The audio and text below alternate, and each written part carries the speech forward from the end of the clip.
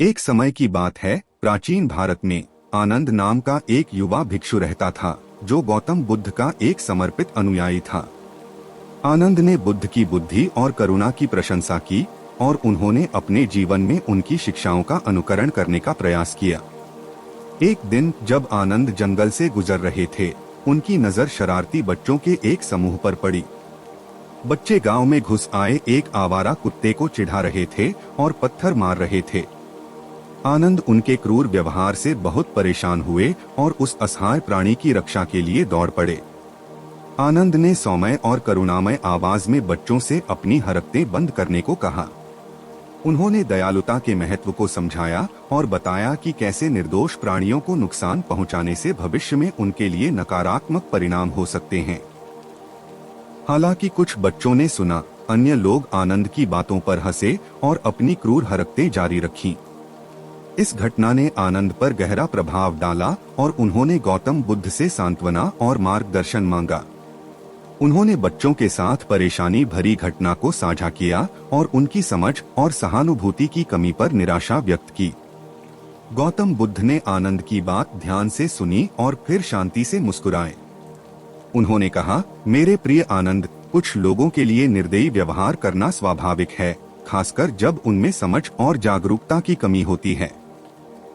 आत्मज्ञान के मार्ग के अनुयायियों के रूप में उन्हें करुणा और क्षमा का मार्ग दिखाना हमारा कर्तव्य है।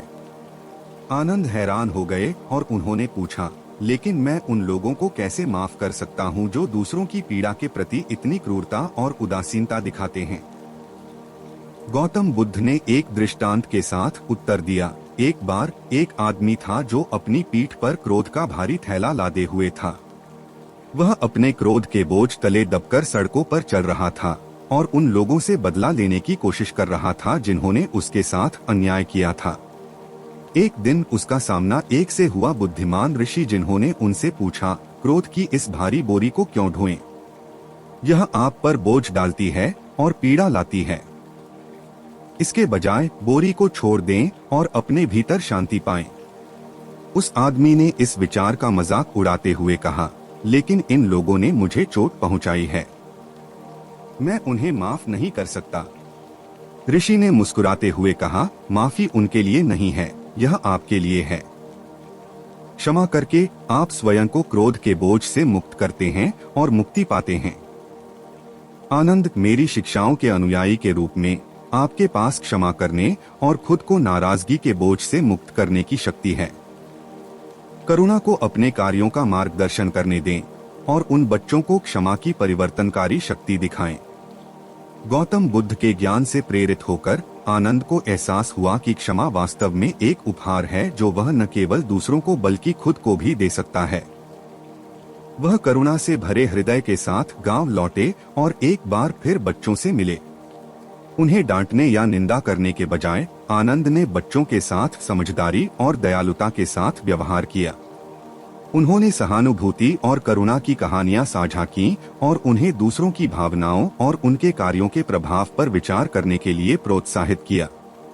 जैसे ही बच्चों ने आनंद की बातें सुनी, उनके दिल नरम हो गए और वे दया और क्षमा के महत्व को समझने लगे।